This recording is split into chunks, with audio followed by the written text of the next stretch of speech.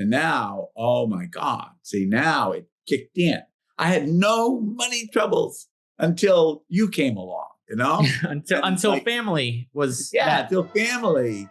Welcome back to the Artful Dollar podcast. It's me, Ryan, tattooer, financial coach, financial advisor, and seeker and journeyer of life. I am here excited to share someone who I've had a lot of conversations with about money and about life. He is a philosopher, and he is a seeker himself, a studier, a lover of wisdom, and he also just happens to be my father. And so I am really excited to share this conversation because we talk a lot about money and our relationship to money and scarcity and all these things, the resistance, the attachments that we get stuck on and hung up on, and really looking at that internal world around money. And that's what we're here to talk about today. And so I want to introduce and welcome Jim Roi. Welcome to the Artful Dollar podcast. It's great to be here, Ryan. It's great. It's great. It's like absolutely like it's like a life. I'm going to say like a dream. I feel like it's like a dream, like to talk about the most important stuff with the most important people.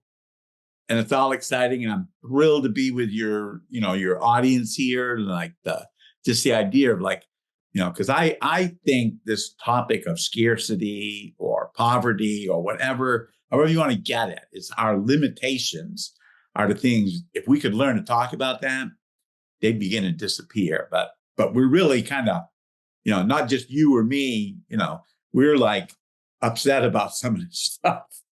So if we could just open it up and just look at the upset, right? Rather than, we got to fix that. Say, let's admire it for a minute. It's been here for a little while, been here. Yeah. My own take on it, I read the Bible, God told the woman that in great pain would she bring forth her children. And he told the guy, with great difficulty will you bring forth your food from the earth. And it will yield you brambles and thistles all the days of your life until you return to the ground from which you came. For dust thou art, and to dust thou shalt return. That's what was said before we got to do it. Right. It's like the seed that was planted. You know what it is? It's like our fate, right? I love etymological approach to words. And the word fate is the past participle of a verb meaning to speak. So it's what's already been said. So before you got here, I was already, living it out. Before I got here, my father was mired in scarcity and poverty and fear and trying to justify how come his dreams didn't come true. Yeah. And just for people listening, like you read a lot. It's kind of like all you do growing up. And even still to this day, I just know my father to be sitting in a bed, reading a book. And some of the books you've read them so intensely, they're literally falling apart. They're crumbling at the seams. They can't handle how much you've read them a dozen or more times. And so you quote the Bible, but you also quote all kinds of religions and spiritual teachings. I mean, we talk about Shiva, we talk about, philosophers and Nietzsche and all these things. So I always appreciate that you are not coming from just one kind of source of information. You're really looking at all of the sources. You're tying the dots together and saying, oh, well, they say this over here, but then they say this over there. And you're looking for like the thread. And so I just appreciate that and wanted to let people listening know that that's kind of where you're coming from with this. And there is a kind of a global universal origin, like mankind began to discover what we now call wisdom, but originally they called like the Vedas are like the seeing, where you see the wisdom. But there's a core, and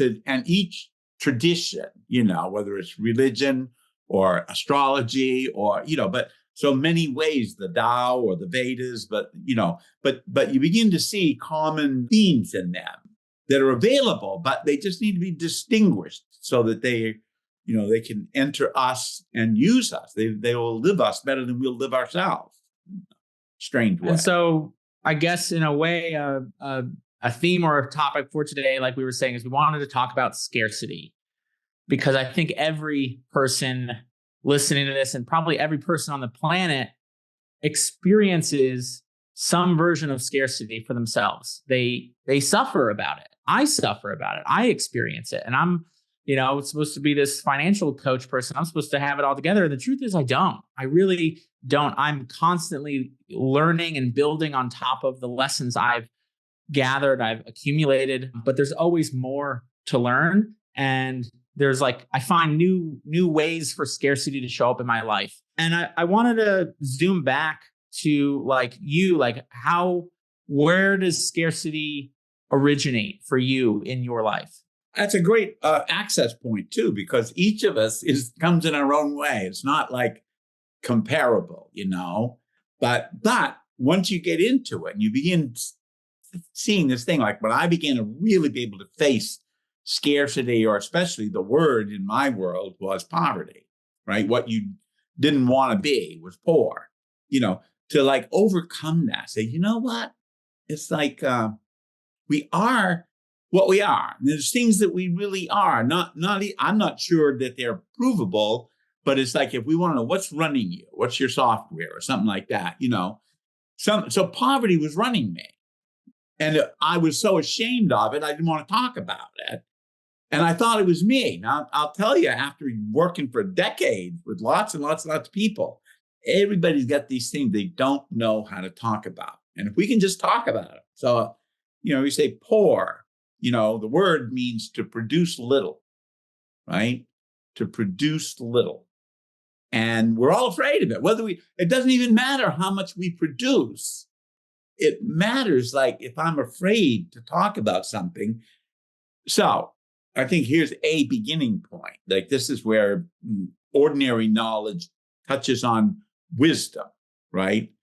So we break everything into something and its opposite. So there's scarcity and abundance, right? There's smart and stupid. There's fat and thin. There's rich and poor. Everything arises with its opposite. But we have minds that are binary. So we want to divide it in the opposite and make a choice I want the rich part, I want the thin part, I want the smart part. And we blind ourselves to the whole. So to say and there's a part you want and the part you don't want. But to kind of say, let me open up and look at the whole thing. Now you begin to see more. You have to kind of overcome that egoic thing that wants to be good, better, best, and prove it. And to say, no, I grew up, I got 8 brothers and sisters. My father cleaned furnaces, right? He had no education. Timmy, Charlie, Sally, Nancy, Susan, Jimmy, Arthur, Michael. Yeah, Arthur, Susie, Jimmy, Tommy, Charlie, Nancy, Sally, Mike, and Tim, right? And we were a great family in many ways, but we were, it was my father was an alcoholic and we were poor. And that's a grinding, just kind of undermining. These were great people, actually. But they were each, especially my father was, just defeated. And you put poverty together with alcoholism, you got a really losing battle. So, and then I'm looking at him that's who he is.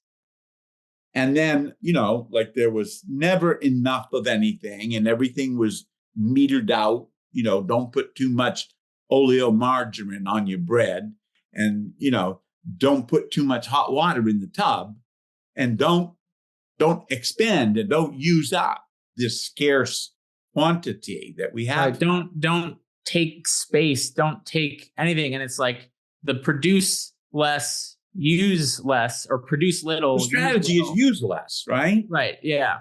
Right. Can you tell the Boy Scout shirt story? Yeah. Well, because now this is a powerful story because each of us, I'm going to tell you my story about the day I became poor, because you're not born poor, but the dice are loaded. There's something. You don't know that you're poor when you're born, and you don't have a concept of it, and then it hits you one day. So this was kind of that story for you. Yeah. So let's say, and it's a little like dealing with vampires. You actually accepted your problem one day. If you didn't let the vampire into your house, it couldn't do anything to you.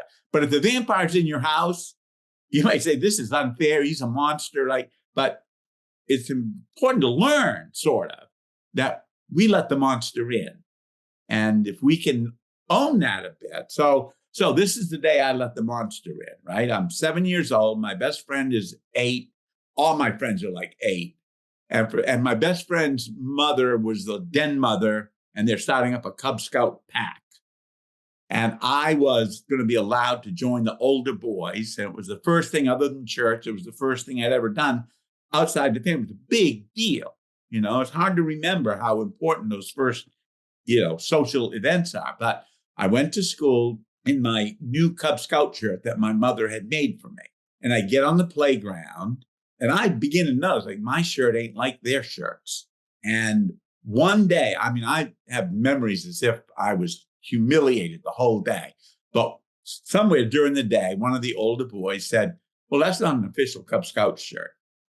And I was instantly traumatized. Like, something is really wrong. So I go home, and I wasn't shut down enough yet that I couldn't say what I was concerned with. I said, why did you send me to school in the wrong shirt? And my father said these fateful words, right? Your father's poor. You're not going to be able to have what you want. And there is nothing you can do about it. So you might as well get used to it. Now, I don't know exactly what he meant when he said that, but I heard, for all time, under all conditions, I'm poor. I can't have what I want. And there's nothing I can do about it. And, I learned to hide it and cover it up. And I learned to hide it. And this is, I'm going to say, it's structural. When you find out what's wrong with you, you got to find a way to survive. Well, I'll say what I did. I noticed, oh, you know what? These kids, they don't know how to really read. They don't know all the words. They don't know how to spell them. They don't remember everything. For me, school was no problem. It's like, okay, I'll be smart. I'll be really smart. I'll be nice, and I'll be charming. And then you'll never know. If I can't have the shirt or have money or nothing for, I'll be smart. I'll make up for it over here. Yeah. So, I'll emphasize this and we'll ignore that. And that's how we get stuck. So you learn that very good. And, my poverty was all about a family. So I was very independent, and I somehow always knew I could take care of myself. But my fear was about providing for a family, because that's what I saw. My father was, the reason he was unhappy and all his troubles was he had to provide for these 9 kids. Right. He, what's that Bible quote again? He just said he struggled and cried with brambles and thorns. Yeah. All the days of his life, that painfully will he get his food from the earth. And that's like a myth or something that inhabits you, right? So I'm here. Now I'm denying it like crazy, right? And I leave home when I'm 17, but, and I'll just say some of the flavor was I started working for 40 cents an hour at the local grocery store when I was 12 years old. And my father took my money, and he would write it down in the book. And he said, when you're old enough to have your own bank account, we'll put this in the bank. Oh, that's good. I'll also say one of my father's favorite sayings was, I'd rather owe it to you than cheat you out of it. I couldn't even imagine what that meant, but I found out because, when I was 15, my friends got bank account. I said, when we put that money in the bank? He said, what money? The money you took, you wrote it down. It's in that book. What? I owe you that money? Well, you said we were going to put it in the bank. I owe you nothing, and I'm giving you nothing, and you have no rights in this matter. It's so I got certain fixations, you see. Now, on my own, without a family, I did great. I went out. I was a wonderful hippie. I was a great student. I worked my way through college with a 4.0 average in philosophy. You hitchhiked across the United States. Everything was great. You sold acid in the Haight-Ashbury. I did. I sure did. All of it. I was guilty of being a man of my time. And, but it was, it just sailed along. It was amazing. I was learning amazing stuff. But I'll say, when I met your mother, she was the possibility of family. And my basic rule was, providing for the family is a burden and a struggle for the man. And that's what I read in the Bible. Painfully will you get your food from the earth, and it will yield you brambles and thistles all the days of your life.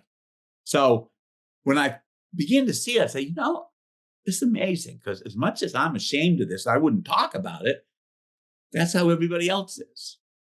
And if there's something we could lay down, we could just earn the right to look at this and say, you know what? It's really not that unusual. And I'll happily go first, because if I can take my madness and use it to like open up other people's lives, I mean, in a way, that's what I've done forever. I always work with people like compulsive behavior, addiction, but money, love, sex, relationship, like the most important things. That's where we get bound up. And that's where, these lessons, take us And over. if we can't talk about them, they control us. Absolutely. They silently run the show.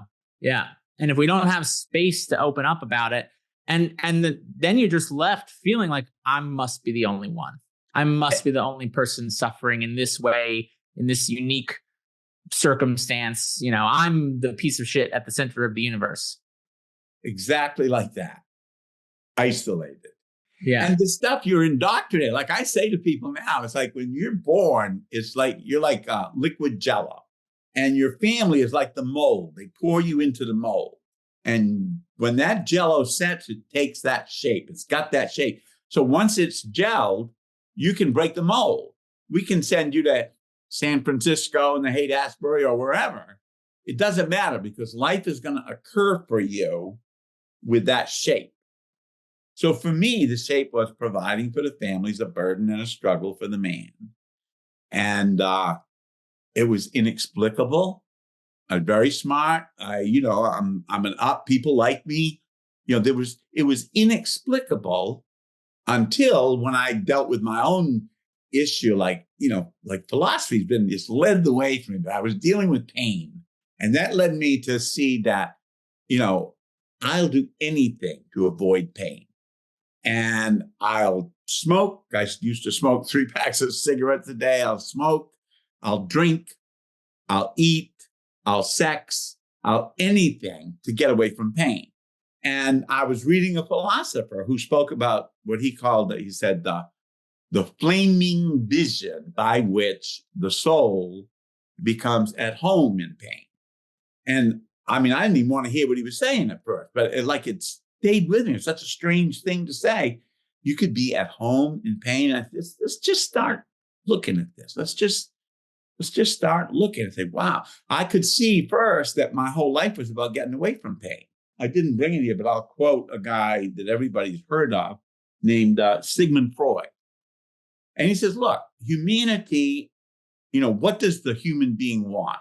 The human being wants to be happy. He wants to be happy and remain so. And so he's governed by, you could say, the happiness principle, but the pleasure principle, which says maximize pleasure, minimize pain, right? So that's how we're kind of programmed. It always makes sense. But what Freud says beyond that is there is no possibility at all of this principle being carried through.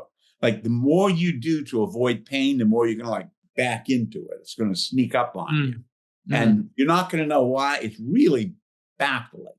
It's like, and then you're just going to keep thinking, well, let me do it this way. Or let me do I'll do it harder. I'll do it harder. I'll do it more. I'll do it longer. I'll get creative with it. I'll find a way to escape the pain and maximize pleasure. And in doing that, you seal your fate. You are going to experience more pain. Yeah. And to your people, like, see if I long had this habit of studying word roots, right? So when I got into that conversation, I said, well, what is pain? Well, we think of it, it's like unpleasant sensations, physically or mentally. It's unpleasant sensations, But when I looked up the word, I found out, well, you could do a string of meanings, but it's like pain means payment.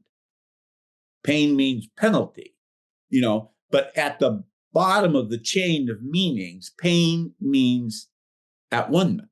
And that was so strange. Pain means at one-ment. And I began to it's like an insight or something. Like if I didn't have to resist my pain, right? I wouldn't have to smoke all those cigarettes. I wouldn't have to eat all that food.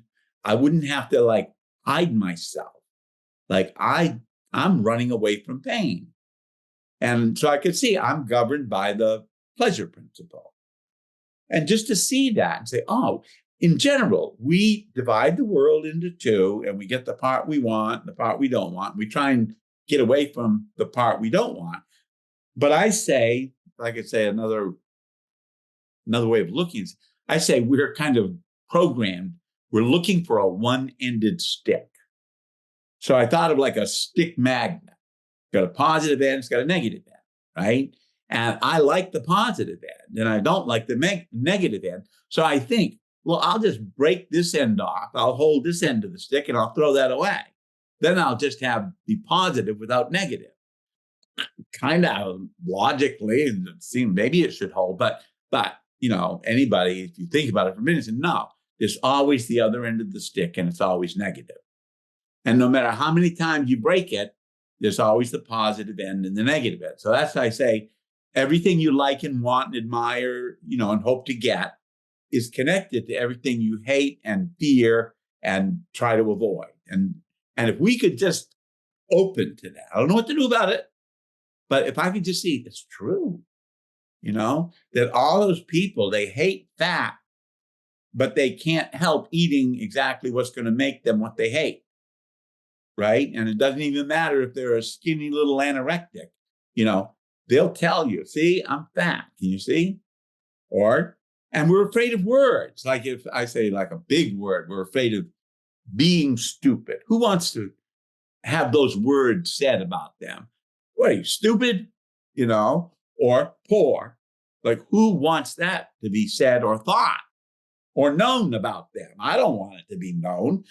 I want to hide that. So we end up with all the stuff we're hiding, all the dark negatives, and all the stuff that we're trying to cover it up with. But the pile of what we're hiding gets bigger and bigger, and the reserves of what we're going to cover it up with gets smaller and smaller. And it's like, you know, like we're just thinking how we, you know, use social media to hide all the stuff. We just want to show that top layer that ain't really real, you know, say, oh, well, I'm doing this, I'm living this great life.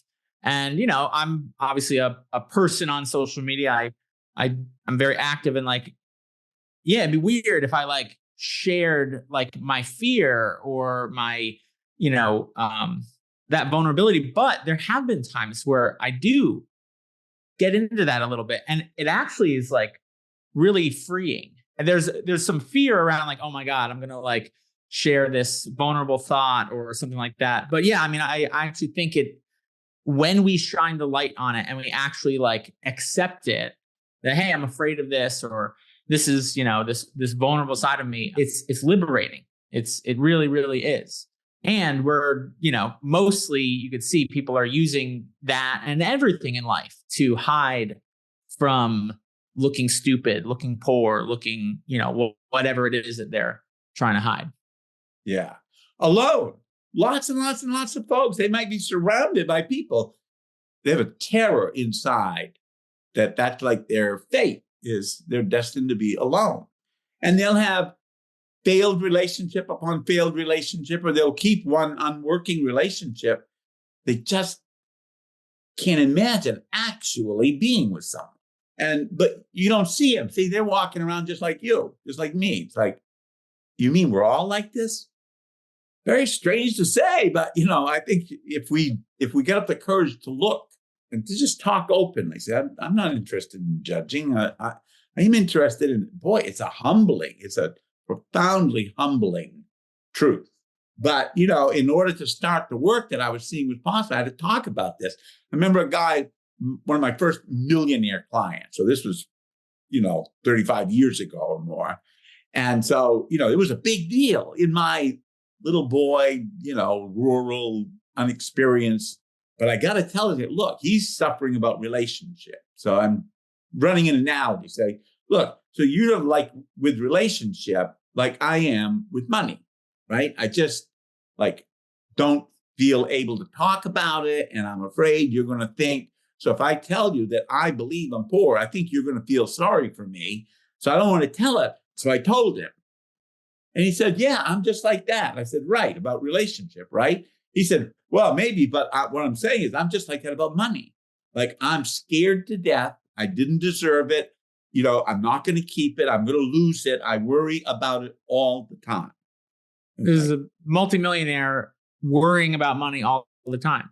Look at the world today. Like, there's a lot of, multi-billionaires, and they're like worrying about money. They'll tell you if you give them a chance, Yeah. because these aren't like something we're doing wrong. They're really about the nature of life itself.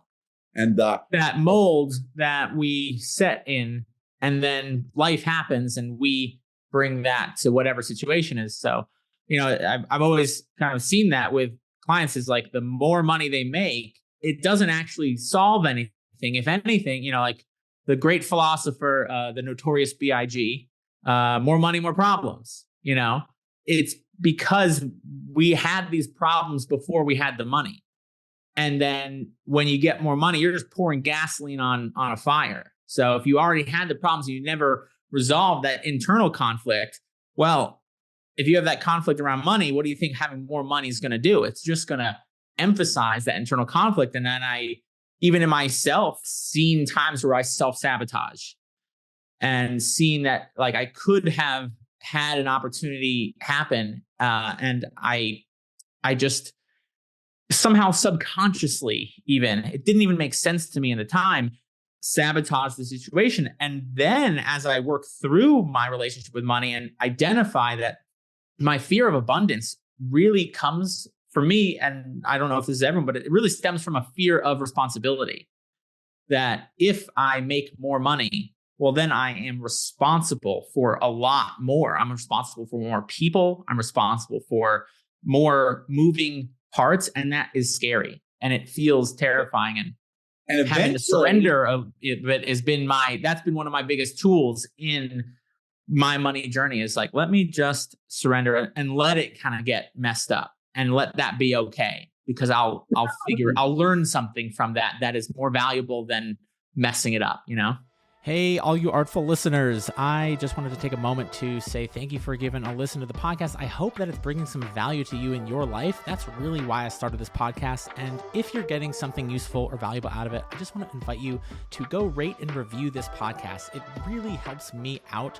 And it also helps other people find this podcast so that they can get some value out of it. They can feel more free around money and just get some wisdom and some knowledge that we're trying to share on here. So again, I'm not really asking anything else of you other than to just leave a review and rating for this podcast. It really helps me out and it helps other people find us. So thanks and enjoy the show.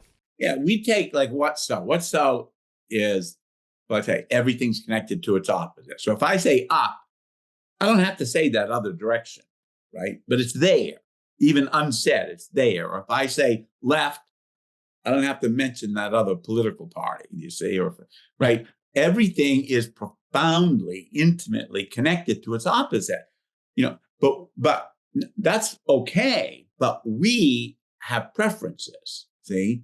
So we prefer the light to the dark, the left to the right, the up to the down, whatever. And we try and control the inevitable, right? Like there's, if I got a front of my hand, you don't need to worry. There's a back, and everything is like that. If there's an up, there's a down. If there's if there's a gender, there's another gender. But everything is up. And to see the words like, oh, I don't want there to be any poverty. Well, now try and get rid of it. I mean, that's one of the things that helped me a lot. I always imagined, because see, these things aren't like real, objectively real.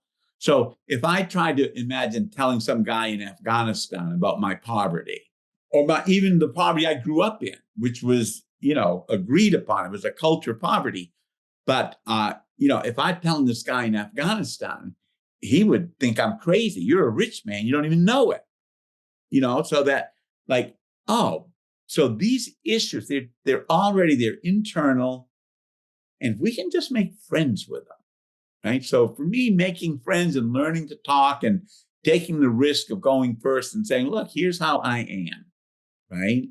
And the more, and I'll tell you, my story on that was a beautiful ending because, I met this woman, and 5 years, we went through a lot of stuff. We learned a lot, how to be together and how to love each other. But eventually, I got sober, and then she got pregnant. And now, oh my God, see, now it kicked in. I had no money troubles until you came along, until family was until family. It's like what's the Russian hypnotized agent, the sleeper agent was like awoken, Exactly. Where did he come from? But all of a sudden, and that was the thing. I knew all kinds of stuff. I had a lot of charisma. People loved me, but it was just like I simply had to be poor. And to oh my God, and all through the pregnancy, and it took about 1.5 years there that, I learned to accept that it's not even, none of it's really a matter of fact. It's like, I believe, right? So we believe stuff. If you don't believe stuff, and the word belief actually has the same root as the word love and the word libido. So I think of it like we love stuff. And when you love something, you believe it. It shows up in your mind like what you believe, right? And it shows up in your body like what you libidinize. So whether it's a sexual partner or ice cream or, like we just draw a world to us of what we believe in. To just say, okay, this is how I am. This is, as the philosophers would say, ontological. There's our doing, and that's where, you might say, libido works in our body, right? There's what your body does. There's what your mind thinks about. You don't have to think about all that stuff, but like we say, I ain't much, but I'm all I think about, right? We're kind of, I don't know who says that. But. Okay, but we say we're like self-centered. Yeah, and, we are. Right. And to get the idea, it's a strange idea. So I'll just say it's worked amazingly for me that I might not be the best person to leave in charge of my life. That if I'm in charge, it's like I'm a loaded, it's like if I had a compass and I've got a chunk of metal and I set it down next to my compass. Now I'm trying to figure out how come my needle is always pointing northwest and never north or something, Well, because I'm not seeing the whole thing. So if I say, okay, I believe that I'm just destined to be poor. Okay. I believe that. And then somebody said, well, what if you just surrendered yourself? Like you hear about these things and philosophies and, religious system and spiritual wisdom. Usually you get down to some ways you got to give up yourself, but the more sense it makes. So I'm there. I got a head full of wisdom. I got a wife and she's pregnant. And that pressure was very, very, very, very useful because it got me beyond, I'm going to say, my ego. I said, oh, so I'm trying to deny that I believe I'm poor. It doesn't mean I'm poor, but I believe it and I don't want to own it. But if I own it, and especially if I learn to talk about it, see, I always learned if you could talk about it honestly, it'll disappear. The other side of which is if you keep having the same problems, you're probably not getting at the truth of it. So when I saw, the truth is I believe in poverty and it shows up. Oh my God.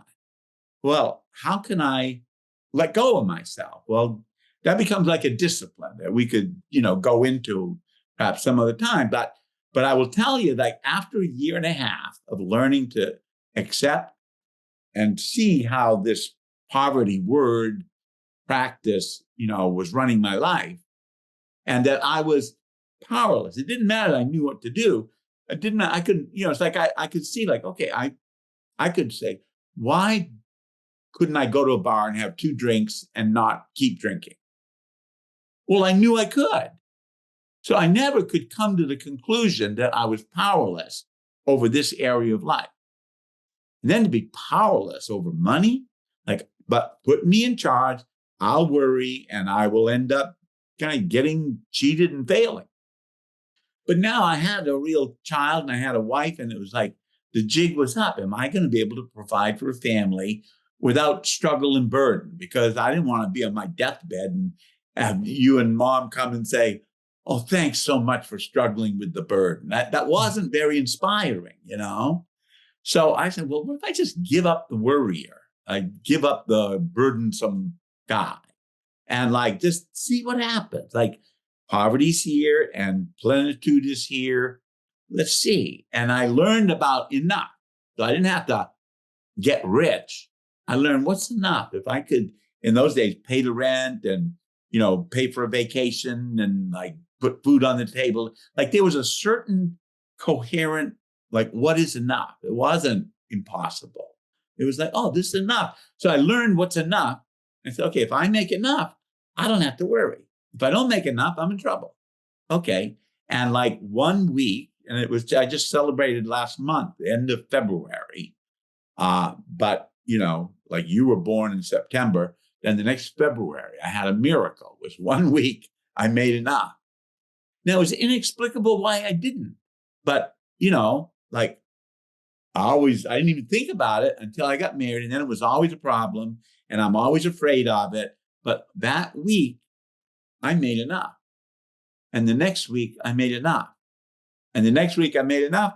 And, last month, I just celebrated 37 years of not under earning, like for 37 years. Now, I'm the same guy. I didn't learn, how to get rich and, learned all kinds of things, but mainly I learned to talk about my fear. And I just, have stayed interested, in the topics.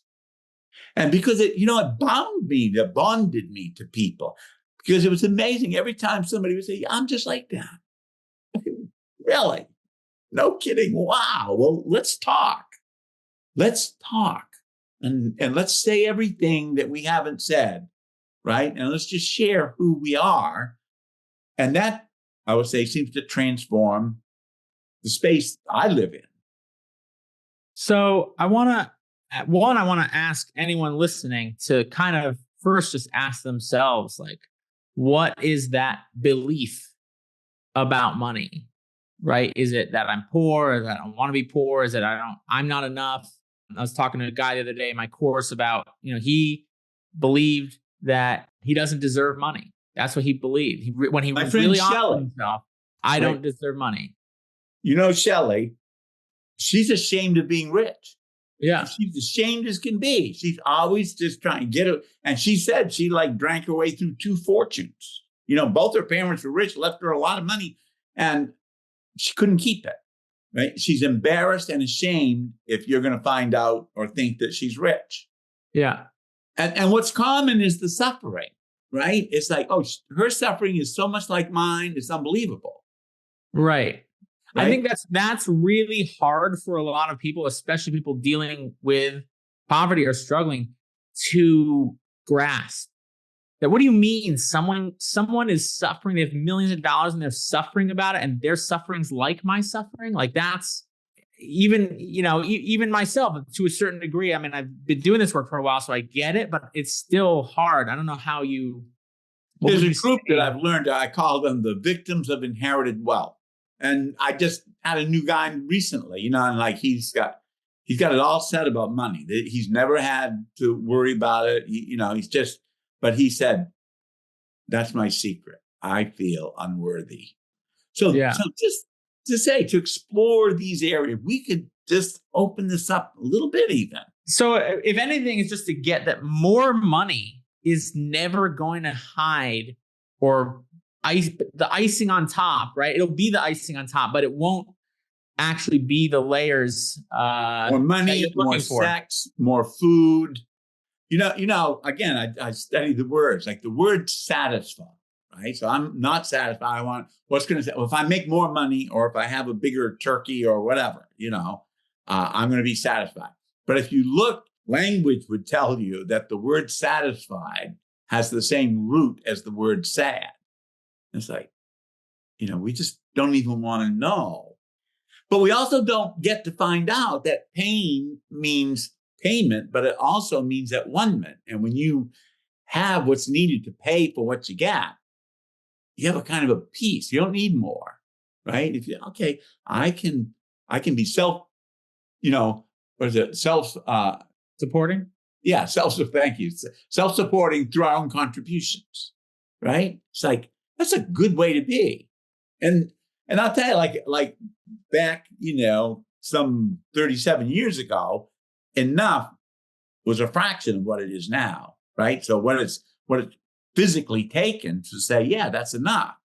But enough has grown with me, right? The what I make has been made, and I have this sense of receiving enough of like, wow. How do you determine what enough is? Because in some ways you have more than enough. Well, You have enough not just for now, but for the future. But it's one of the things that retire, enough is like what will give you peace, right? Yeah. And it means, and what I did back then, I kept spreadsheets. I tracked my money. I wrote it down. I never wrote anything down. I wrote it down, right? And I began to see, and I compared my spreadsheets, and I saw how much I needed. And back then, 37 years ago, I needed $800 a month. Right. To pay the rent, take a vacation, to buy some clothes. I wonder what that is in today's money. I'm gonna look it up. Yeah. But so enough is an experience more than it's a quantity. Probably it's several $1,000s. It's like probably $4,000 or $5,000 in equivalent through inflation. Yeah. Right. But the thing is, see, if you can make more and more and more money and it's never enough, or you can make enough and it's enough. And it's like, what do you want? How do I feel like that's just so like even people struggle. They're like, okay, well, I'm going to sit down and do a spreadsheet, and they look at the spreadsheet and they just freeze, or they just, they throw numbers. They throw numbers on a spreadsheet and they're like, okay, cool. What do I do with this? Like it doesn't hit. It's so like it's nice not to know. Quick thing, but if you, like I said, I wrote down my numbers and I put them on a spreadsheet, and I slowly began to I began to be able to live with my numbers. These were the numbers, and it was rational. You could say, yeah, if you had this, you'd be pretty well set. You'd be winning. You're not going to impress the world, but you're going to know that you are enough, you're making enough, like that. And as I began to live with it, see, my intentions, see, if you said, well, that's not enough to impress anybody, then I'm not going to focus on it in that way that is creative. But if I say, I don't want to have a lot of money. Money, what's it good for? I want peace, love. I want to provide for my family. And that became my new mantra. I said, okay, my mantra had been providing for the family is a burden and a struggle for the man. And I came to say, if I could say something new, like, okay, that happened. I was 7 years old. And for each of us, there was a moment and we said something. We agreed to let the vampire in, so to speak. But so then I said, okay, if I could say something new, what would I say?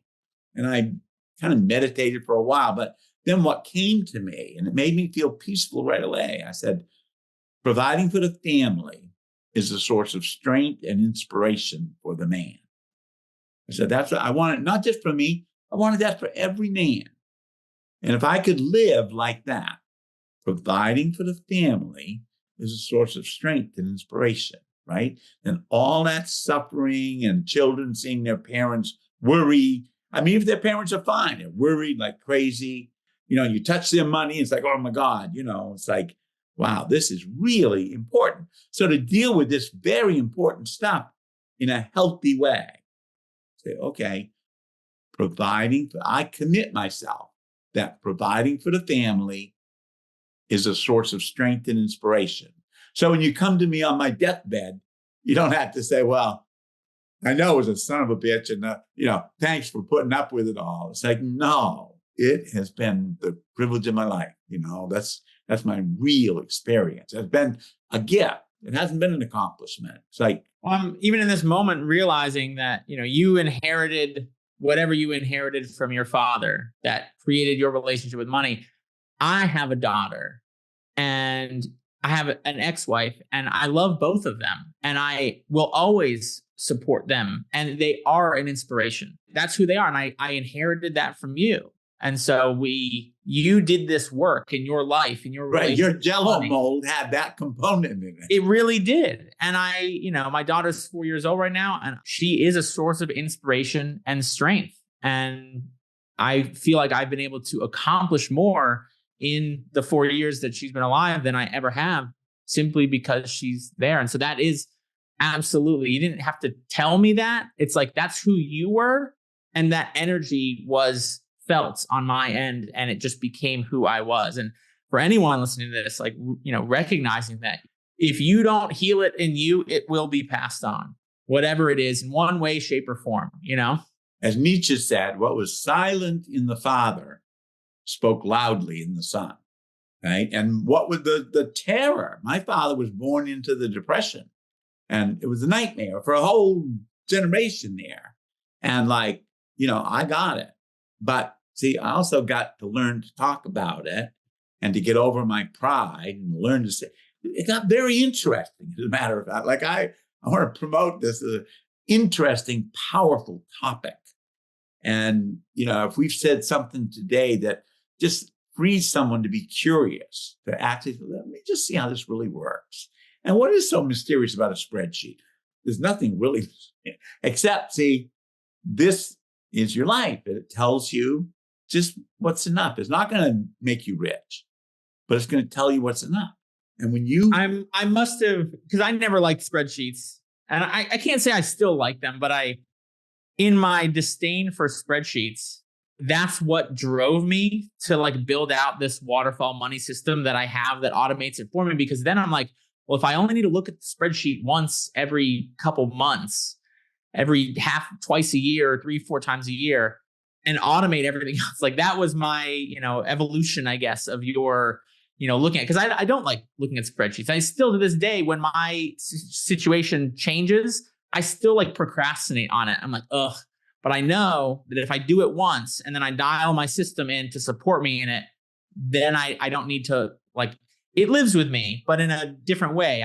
I look at my accounts rather than looking at the spreadsheet, because they're taking care of it. But I'm just sort of noticing the similarities. And my life wasn't about the spreadsheets. It was right, exactly. Live with my numbers. Yes, yeah. That's what they did. They were a technique that helped me.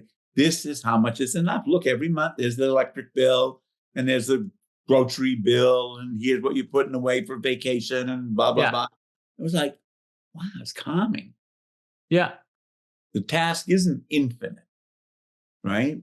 Yeah. And, I'm saying that your mother's downstairs working on the taxes, looking at our spreadsheets, and it's right. This is great. And but that's how I think. So now, I feel like I've healed, my father himself has healed, and my, father-in-law, my great stories about Grandpa Irving, right? But the whole world heals. And my Lord, I think we could use a little whole world healing. I think there's a lot of upset, and look, the world turns on its money. So if we're who's taking my money, or who's, or who do I need to take care of with my money? If we don't look at these things and kind of get real about it, we'll make up impossible solutions. If I just got rich, that would be enough. Or I always used to think, well, if I just made a lot of people I talk to, they don't want to become rich. That's not what they want. They just want to have enough, but there's something disconnected there. It's like they can never quite have enough. And I think maybe it's just, like you said, kind of living with the numbers and being present to it, talking about it, opening it up.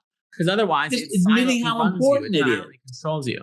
Right. So if that's all, if we just said, look, this is a big thing. We're not trying to, here's the answer, twice 2 is 4. Now you know that. You don't got to right. No, totally. No, we got to keep talking. And that's what I think you're doing. A beautiful thing is you're kind of giving people a place to talk and examine and kind of learn about things that, that are really important, but it's just hard to think. We don't understand how important they are, how simple they are. We don't know what to do, and we didn't learn to speak about it. We were poured into the Jello mold when we were infants. And, an infant, the word infant is like infantry. It means the people with nothing to say. They got nothing to say Mhm. about, and we like learned this stuff when we were infants, that Right. mold was there. But I think now if I look back at my dad and that whole generation and then myself, we kind of woke up and now I look, it's like, wow, you're taking this next level. That's amazing. That's beautiful. And Yeah. maybe, with a bit of, grace and luck, the world could actually learn to talk about this instead of pointing the finger of blame. You say, wait a minute, what's missing here? What's needed here? Yeah. Well, what would you want to leave people with if it was just kind of one thing for them to take out of this conversation that can help them with whatever they're dealing with in their relationship with money, scarcity, abundance, whatever it is? Yeah. What would that question you'd ask? Just, What would that be? like we're not trying to explain this, right? Right. But that to say your cares and concerns are powerful and important. And if you could just you have a right to examine this, even if it's like, I'm scared to death of something. See, even if or like if you're feeling like I'm ashamed, I had so much shame, and there is so much shame, and doesn't make sense. It doesn't make sense. But if we could just be here in the world and say, respect our shame, not make it mean anything more than, but it's like, wow. So if I could say I'm ashamed, it's amazing. Shame disappears. Yeah. But if I have to hide that I'm ashamed, it shows up everywhere. So right. If your friend is hiding a shame for having money, or someone's hiding shame for not having money, it controls you. And when you can just say it out in the open. So I guess leaving people like, look for where is that shame? Where is that shadow that you're hiding that you don't want to let out? And who can you openly and safely share that with? Like, who in your life can you do that? Find someone. Yeah, and look around. Be peaceful, but like just start looking for, where am I going to be able to talk about this? Because you talk about, you'll drive your friends crazy if they don't have any context for it, because they're running away from their own shame and fear. Right. Yeah, and then we're just stuck. It just really. That's why the first alcoholics groups had to be anonymous, right? Because people couldn't understand what they were talking about. Right. To say I'm powerless over money. Well, if I am, that might be good to know. Right. And to say, okay, well, I'm certainly not winning.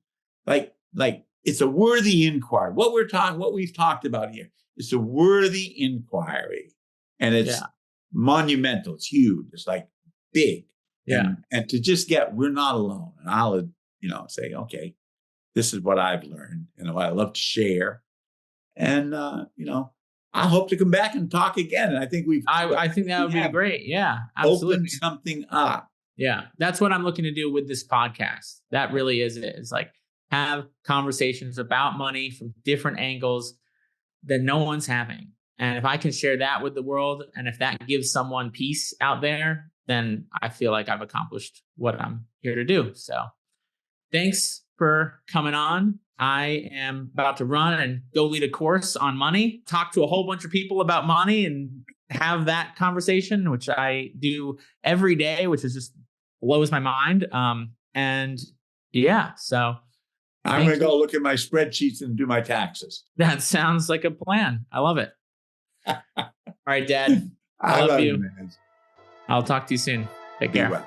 Hey, I hope you enjoyed the show. Again, I just want to prompt that if you got some value out of this conversation, please go and leave us a rating and a review on iTunes, Spotify, YouTube, or wherever you saw this podcast. It really helps me out, and it really helps other people to find this podcast. I want more people to have these types of conversations around money so that we can all be more free and at ease and abundant and able to create the lives that we really want to live. So please share this and rate and review. Appreciate it. Thanks.